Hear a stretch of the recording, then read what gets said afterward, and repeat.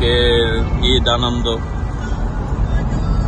Long drive, single long drive যাচ্ছিল, পরে বলছে যে চলেন একসাথে যাই।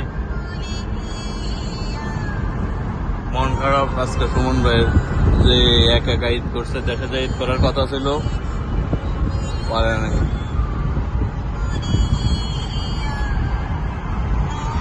মিশন ওপরা।